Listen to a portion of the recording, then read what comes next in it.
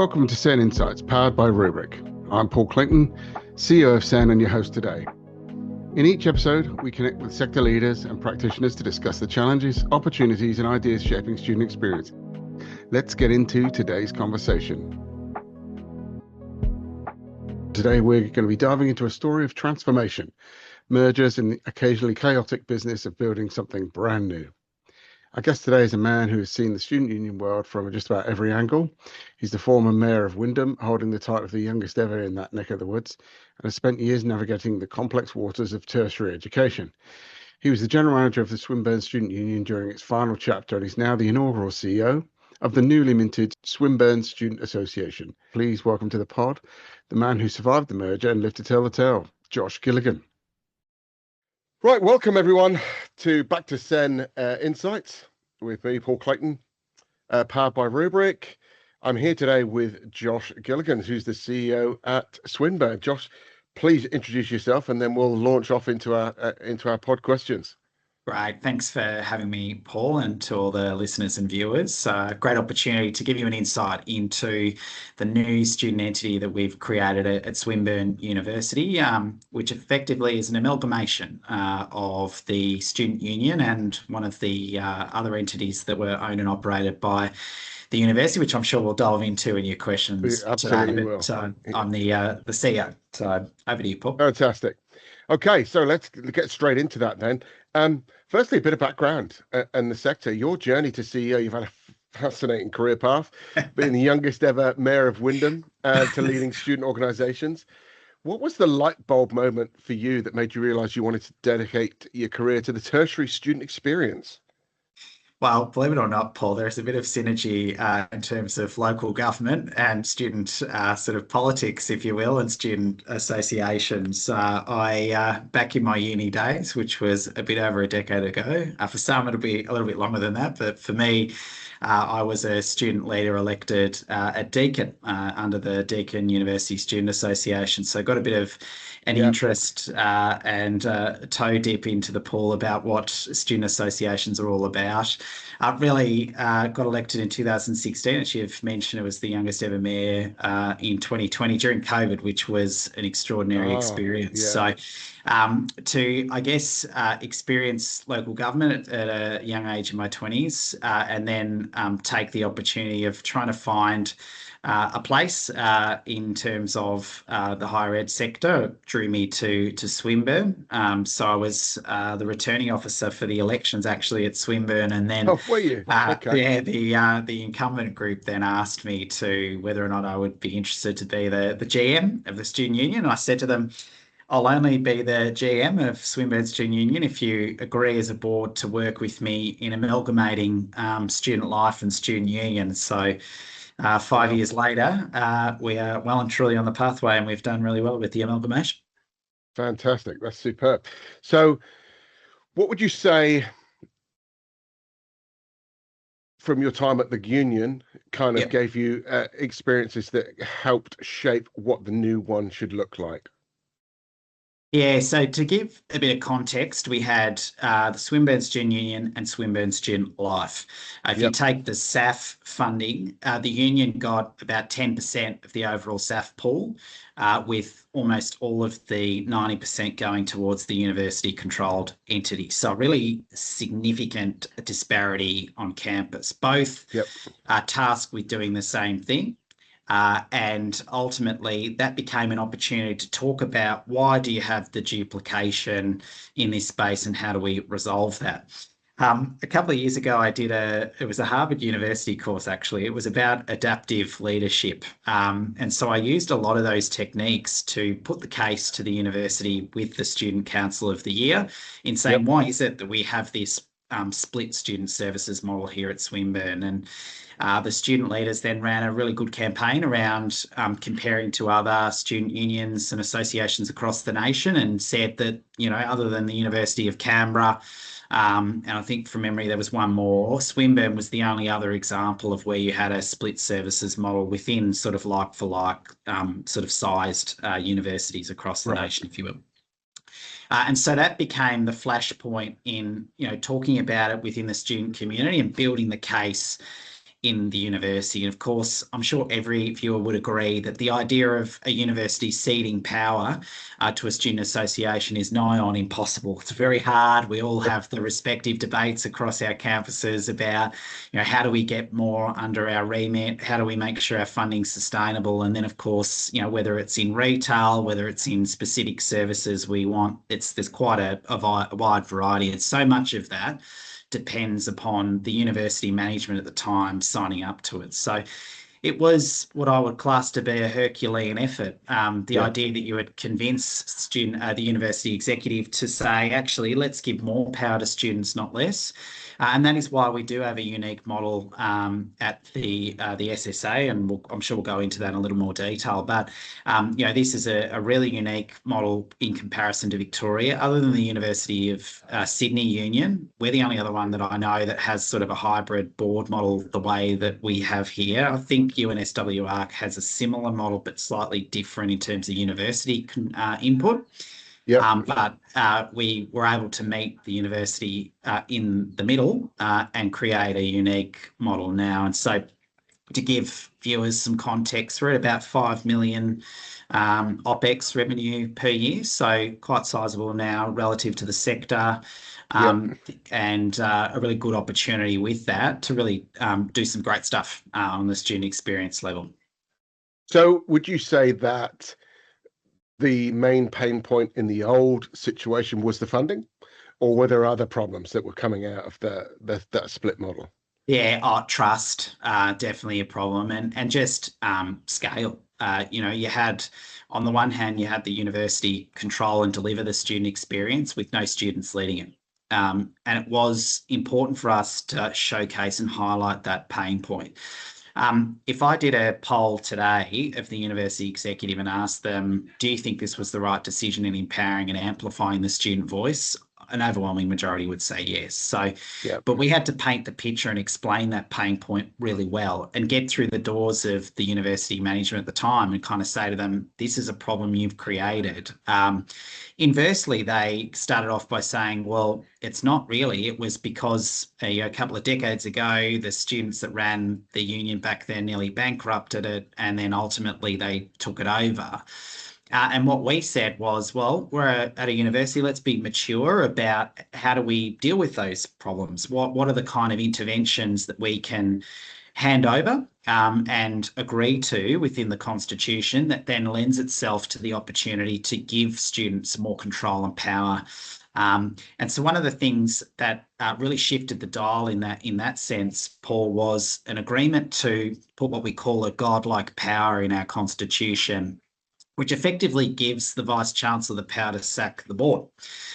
So this power was an offering that was made to deal with the pain point of the split services model, where we said to the Vice-Chancellor, well, if you think there are governance irregularities, or if you think that the association is way off track or it's going to be bankrupted, then you have the power to sack the board. What more would you possibly want than that kind of level of influence?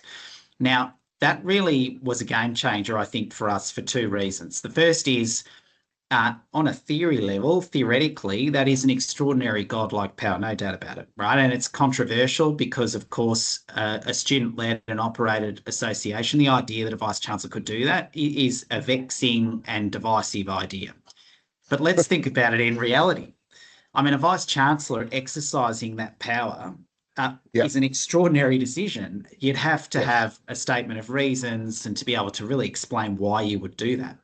And it's a power that sits actually within the University of Sydney Union. And now this is an extraordinarily, well-ran and operated union for a long, long time, And so, again, a power like that is not something people talk about. But what it did do was it shifted the rhetoric and the dialogue to be less about the risk and more about the benefit.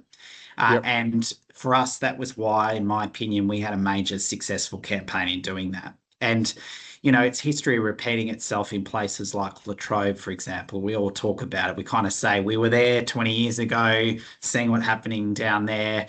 and kind of said, the university management, we know this, they're kind of saying, well, look at Swinburne and how we've been able to fix that and amplify the student voice. And I'm sure Victoria University has the same kind of sort of issue around a small student union. The university controls most of it. It is absolutely possible and appropriate to give the voice and the control to students. And you can do that with having appropriate interventions like the one I've given. So we're really I'm proud only to aware have of one done that. other. I think I believe it's Curtin has this similar clause Yeah, right. over Okay. over Yeah. in WA, but I've not heard of any others other than that. So, but you're right. It would take a significant event, I think, to drive a VC to that kind of. Totally. Yeah. But I think having something in there that gives them that confidence that, listen, if all else fails, we can always force it. I'm assuming that would trigger a new election. Yes, of course. Yep. So the principles apply. You'd have to go out for a new election, and she would only. Our vice chancellor would only have the period to do that in between the time left for the vacancies. So, in between the elections. So the rules are, more regulated in that sense about how the power can be utilised.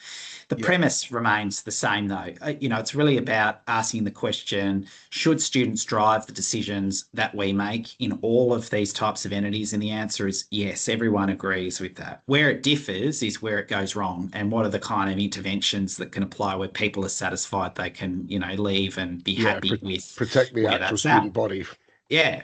So we have, take where we were as a sort of a student union at the time. We had to fulfill that pain point. We knew that if we can successfully argue the case on that front, then in return, students will benefit greatly because there's no duplication, there's better scale, and students are driving the decisions that we make on the student experience level. And the profound impact that that's had, and this has only been in place for 12 months, has been enormous to lifting up the student experience at Swinburne. And, we saw the recent student experience quality results come out at Swinburne. There was a bump up in the space that sort of student unions and associations sit in around that student experience and service areas. So we'd like to think that we played a role in that.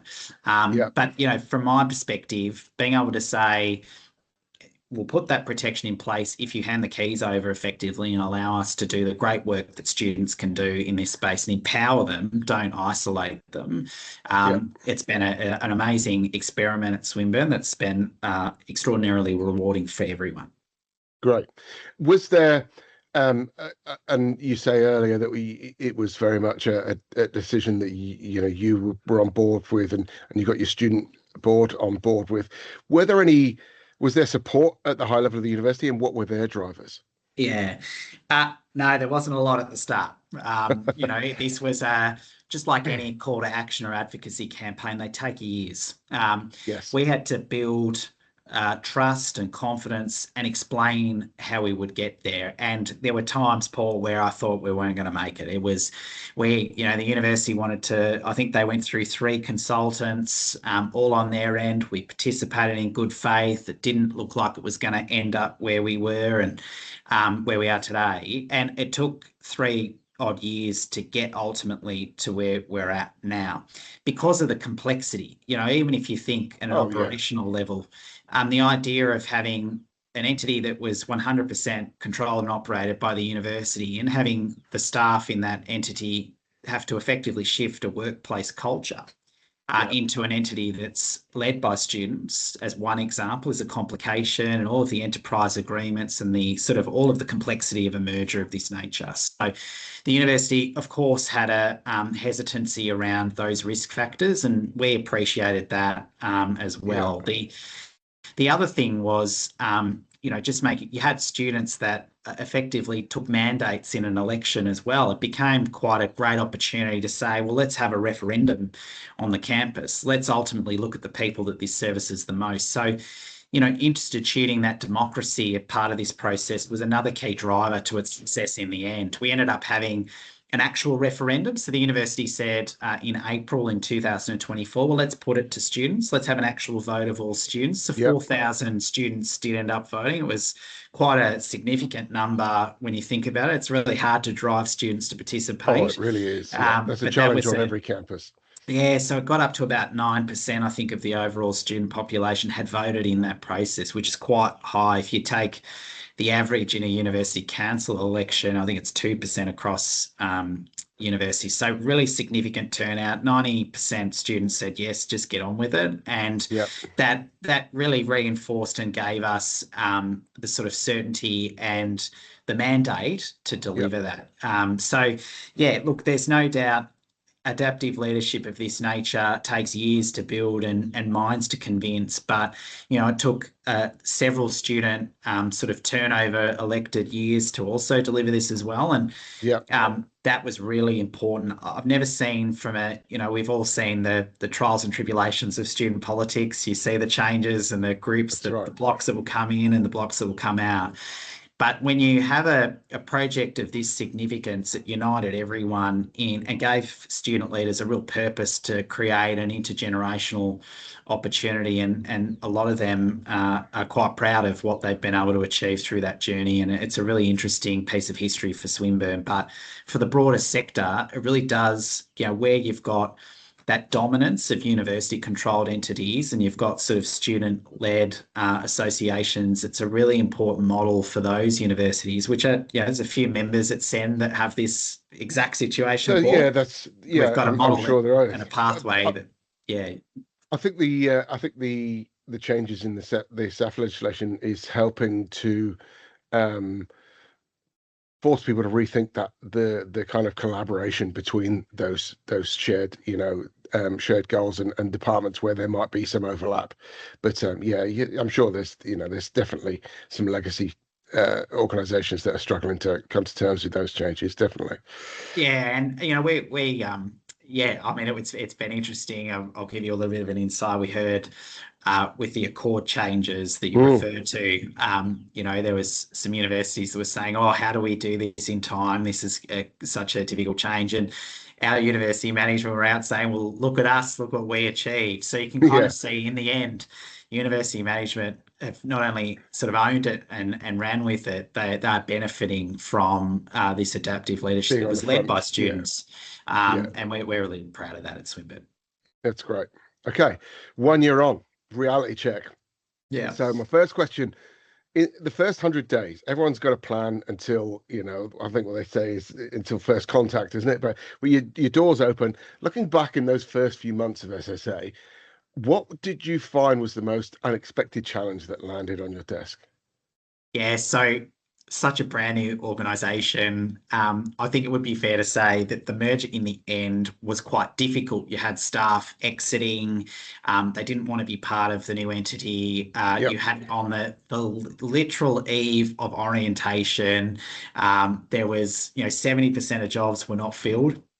Wow. So really, so if there was one lesson, it's all about timing when you ultimately get to where you land, Paul. So it was an extraordinary because period. This will be instructional because there's organizations standing up now. There's universities looking at new organizations. So this is really useful. So timing is everything.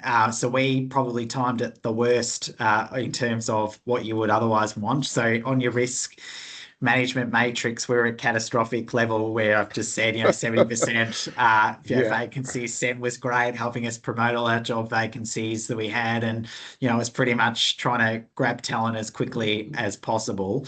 And then think through processes and procedures that have to be stood up at the same time you're delivering the services. Of course, it doesn't just stop. You can't just stop one entity and then have it run concurrently. It's quite expensive. You've got to pretty much stop the music and then have it play as perfectly as you can get it. And of course, that never, it sounds good, but in reality, it'll never be that way. So first 12 months for us has been around, building that. I've kind of built it as a startup culture. It's let's look at going above and beyond, but also empowering the individual. We'll make mistakes. This will be a difficult transition. It will be chaos, really kind of setting that expectation in that difficult phase of the first 6 months at least anyway. And then the first 90 days during that high peak of SEM1.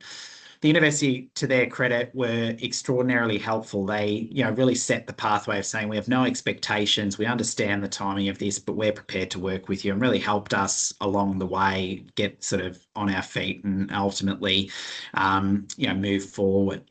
The benefit too, Paul, is we currently have, so the board is comprised of 9 directors, 3 are university appointments, and they're appointed by the Vice Chancellor, and they're skills-based appointments.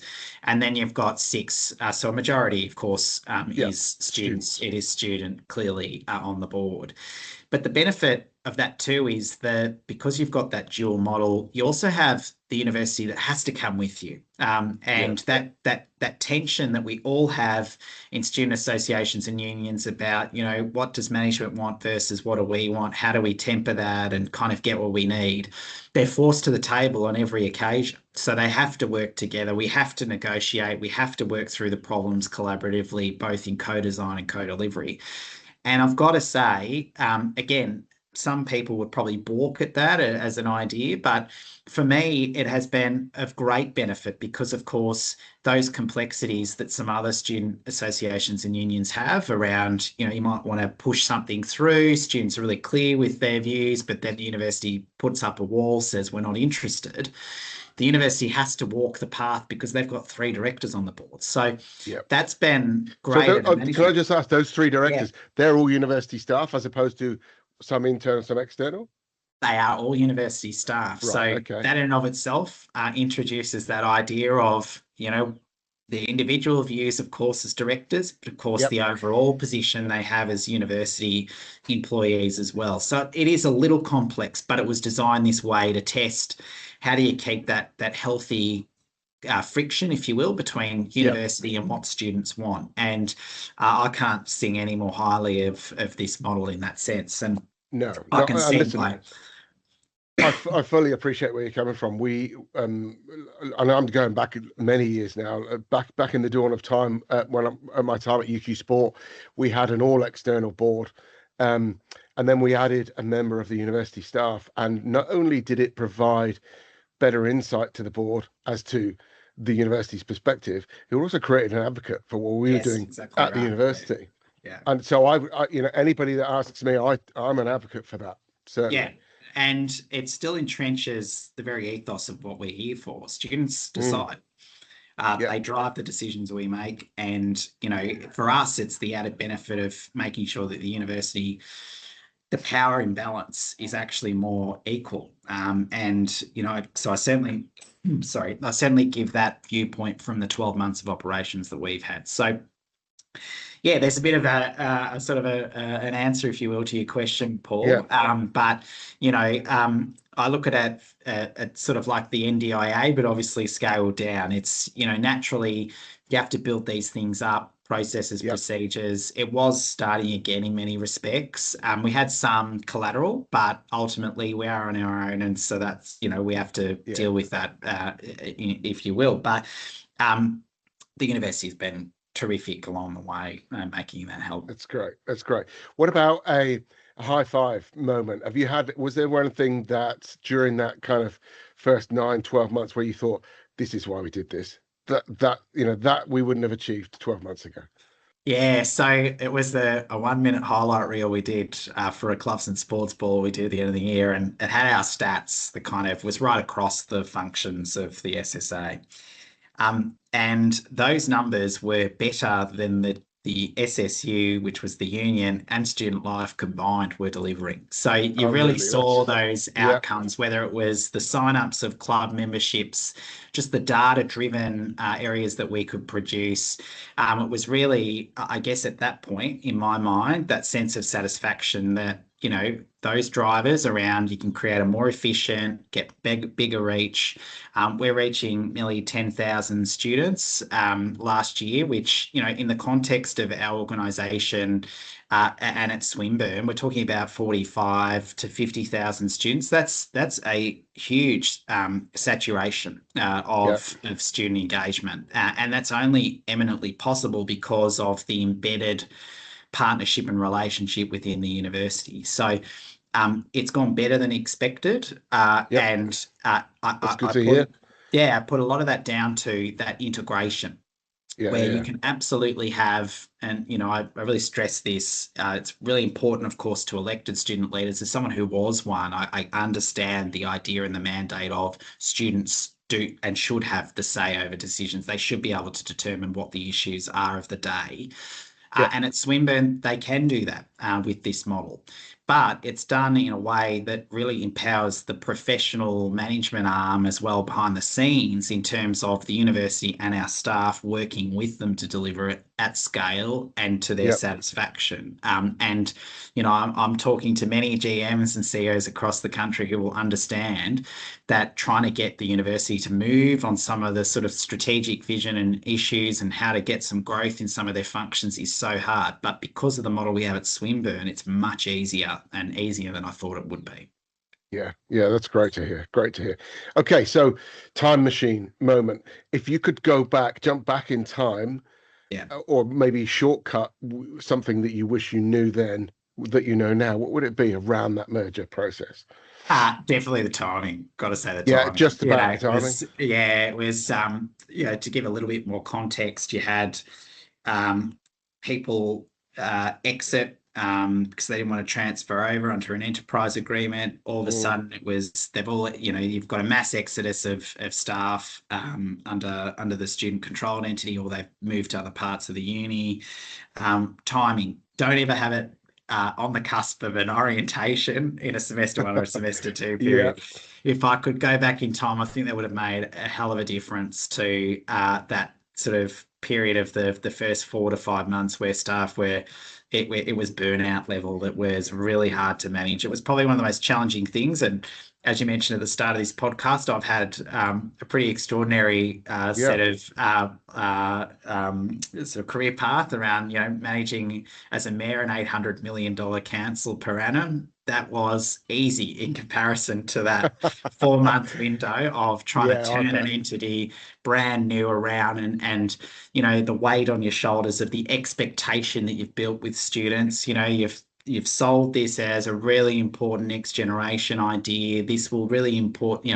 Most students don't care necessarily who runs it. They of course care that students get to have a say in it, right? And Yeah, so definitely. all that years of work, all that effort in building this up and getting it there, obviously you want it to kick off as flawlessly as possible. But if I had that time machine back, I would have to have issued less apologies and been more comfortable and had to deal with less burnout. But that's probably the one thing I'd change differently. Everything else has been an extraordinary journey. I'm really proud of our workforce and the student community and the university and how we were able to come together to really solve this opportunity and create something pretty amazing.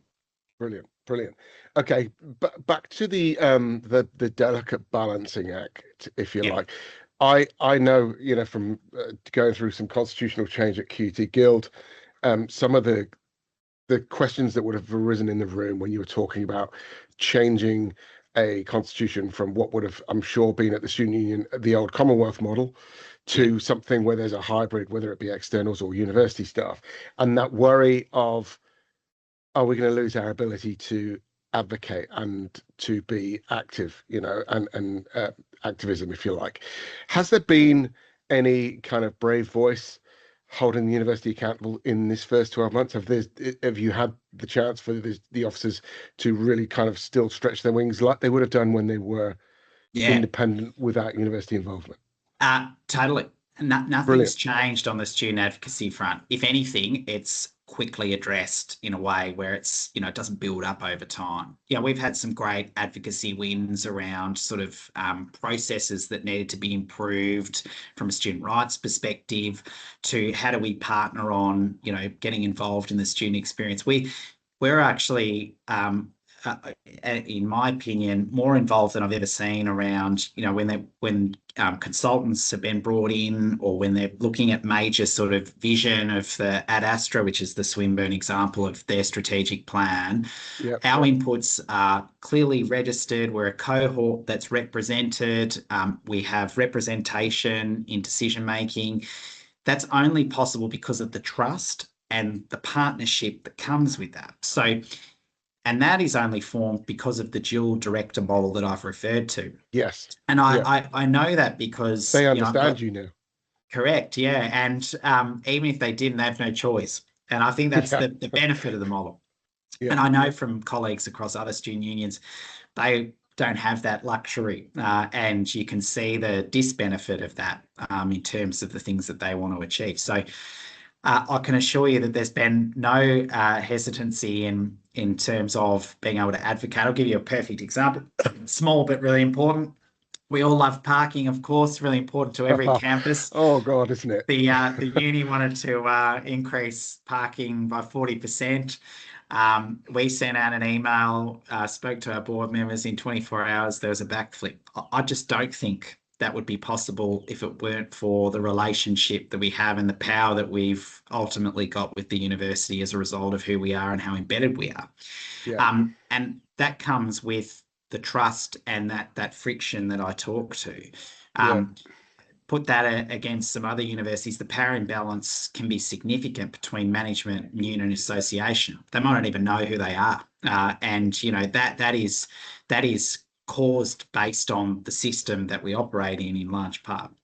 So I think for those reasons, I think it's advantageous. So, you know, we've got a survey that's gone out for the first 12 months to our board members to kind of ask these questions about how they feel as well. So it'd be really interesting to see those results. But certainly anecdotally and speaking to all the student directors, they would all agree that they feel more empowered than they've ever felt and they have more say than they ever had.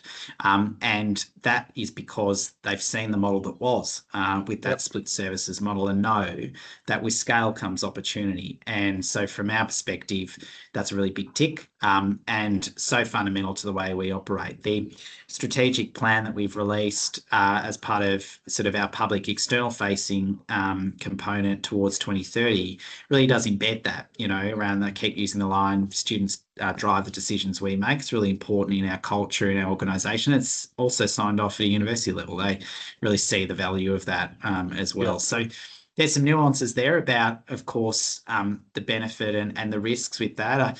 I think the only other comment I would make to you is doing it afresh, doing it brand new is much easier than a GM or a CEO going to a student association or a union and saying, would you agree from being 100% controlled and operated to having a university director? The answer would probably be a flat no.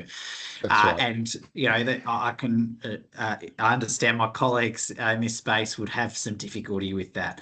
All I would say is I had the difficulty in reverse in prosecuting the case to university management. It's about kind of explaining why there is a benefit and looking at the cases of where that's a benefit. The USU has benefited from that greatly. That's why they have so much retail control on that university campus in Sydney. It's why they have such an embedded relationship in the university. And that grew over time. And it, you know, obviously they're quite historical in terms of how long they've operated. But yeah, it's a perfect example. You know, we're having discussions now at the university that's saying we're only 12 months in, they're saying actually it's probably better that you run some of our retail spaces. You can do it more quickly, more effectively, more efficiently, and do it at cost less. Certainly something we advocate for.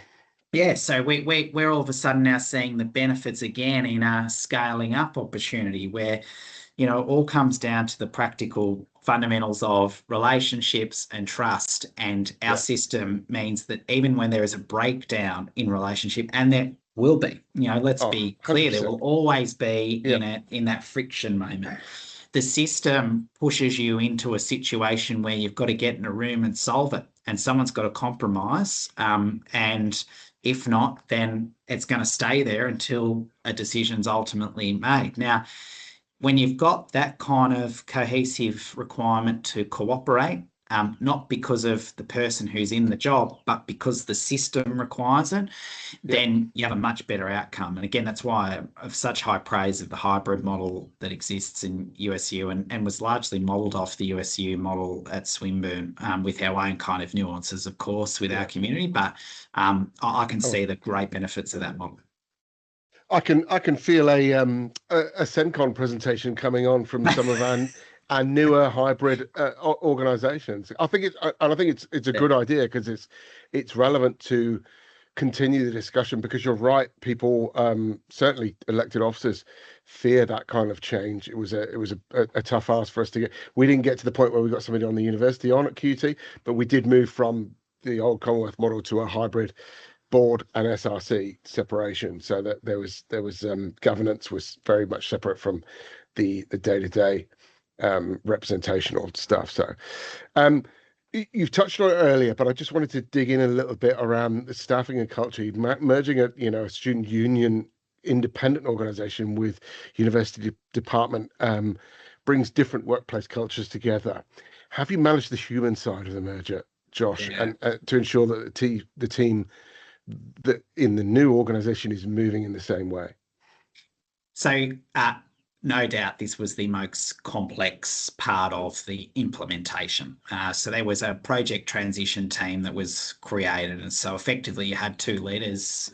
So you had a director and a GM inside the union and a director in the student life entity. So that made it awkward, I've got to say, in terms of the implementation part. Two different organisations knowing it has to go into one, and then there would be a merits-based recruitment process for CEO at that point in time. So it was difficult. It's probably the most difficult part in the end around the merger. So effectively what happened in the end was the university worked out that it would be a problem from their perspective. So they effectively didn't fill any vacancies that occurred for the period. So it was about a year to implement the amalgamation. And it really, in some respects, it wasn't. I refer to it as an amalgamation, but in reality, it was the two entities were disbanded and a new entity was created. One started. But effectively, it was an amalgamation. So what happened was we only had one staff member in the end from Student Life transfer over to the new entity, Student Association. All of the student union staff moved over. And some of the other staff went into the university, or they just left altogether. So what was really important at the start was to do a little bit of work around, well, who are we and what's our purpose? And, other than the point I made about if I had a time machine to go back to kind of work out the timing of it, the other part is how do you kind of do that work with a bit more quick pace and finesse. So it was a more difficult conversation to be had around that space inside the organisation. But externally, we were really clear. We had to run a campaign, a referendum. People really knew by then what the plan was. They understood that there was going to be only one entity. It was going to be ran by students, and all the services across the union and student life would go into it. The subsequent work as CEO really became about, well, what's the kind of culture you want to build in the organisation? So quite lucky to have transitioned over, of course, as CEO, and then had some staff in place that came from the student union. So they understood the culture of what was to be expected around students ultimately drive the decisions we make and ultimately are really important and integral to the way we operate. So for me, it was the added experience of being sort of an elected representative in local government and putting those two hats together, which is a synergy I'm very grateful to have. I think it's probably one of the key reasons why I'm in this role today, and knowing, kind of foreseeing what would be necessary in this space. It's, of course, complex too at a board level when you do have two different groupings. I'm happy to call it that. You've got university, of course, and student. It does change the dynamics too at a board level, no doubt about it. You do have an imbalance in some respects around the technical knowledge and experience versus students that are just passionate to do things in terms of student services. What it does do, I've got to say, is it does professionalise those meetings in a very different way that most people probably don't expect. So those university directors have to sit down and hear those issues and have to work their way forward with those student directors. And those student directors pick the issues and the battles they really see are worth fighting for, rather than kind of finding something that can give them a name, which can be a problem in a 100% controlled and operated student union or association. So hopefully that gives the viewers a bit of an insight about how that is of great benefit from a management perspective too, because you're actually honing in on the things that students really do care about. Yeah, that's right. That actually is going to make a difference on the ground as opposed to and they, world issues, shall we say? Absolutely. I think that's probably, you hit the nail on the head. be more careful about what really does go on the board agenda with 3 university directors, and it becomes a more evidence-based argument about the student experience. Again, everyone benefits when we're able to get that level of decision-making and debate at that kind of level. It's where you're making high-quality decisions, and that's where governance is at its best. And when you put a system like that in place, everybody wins. And so that was really our contention at the start of creating this SSA, and it's been proven right through the 12 months of operations. So certainly from my perspective, there's some further insight. Superb. Okay, to wrap up then. Sure. You touched on it before. The road ahead, you've got your towards 2030 strategic plan. What do you think is going to be the biggest trend or challenge facing student experience professionals in Australia and New Zealand over the next few years? There's no doubt, from my perspective, it's about how artificial intelligence helps us personalise the way we deliver the student experience. And for me, that's really important in our workforce. And I'll give you an example. We have invested a lot of time and effort into the system interfaces that we have with students. And even the university, I would argue, we have systems that are better in terms of tracking student profile than Swinburne has at the moment. And they're really interested in how we've been able to do that. And we've done that because if we can prove down to the individual what it is that they're using, how it is that it's helping them, then we can really maximise the ethos of what we stand for, and that is to deliver a world-class student experience. So for me, that's one of the core drivers that we have inside the SSA that I think will shape student unions or associations. And, some student unions and associations don't require a student to kind of, scan their ID or book an appointment. It's a bit more ad hoc. To their detriment. So we're able to present data that says, well, this is why our funding matters. And, your department areas don't do as well as ours, and they should. And we can back that up with the evidence base. And, that's where you come back to that high quality decision making and shift the dial at the university. If you put an argument that makes sense, it's really hard for a university executive to fight it. So I gave the example of the benefits of an amalgamation. No one could say that was not a good idea. It was how it was going to be implemented that would be the battle. So, in the context of things like we have a food bank service, and we're able to show that we had 10,000 bookings over the course of the year, and we say clearly cost of living is an obvious problem across universities, but particularly here at Swinburne, how do we help those students, and what are the wraparound services? And, where we've got a student that's presented 20 times in a semester, what's the university doing to support them to get to the end of their degree? So this is where, in my opinion, you can elevate the role that we play as student unions and associations. If you're able to get that level of data and able to partner with the university will have an interest, a mutual interest in working with 100%. you. And so they'll then want to resource that. And that's the benefit that we've had in terms of the relationship in driving that. So I think this is where you can, in my opinion, in 2026, this is where we're going from a student union, student association point of view in terms of relevance. And the other point I'd make, Paul, is we're at that age-old debate about, do you pay a membership to be a member of the union or the association? Our model's clear. It's free and every student's part of that. And each to their own, they'll grapple with the revenue loss or benefit of that. For us, it's then about the reach.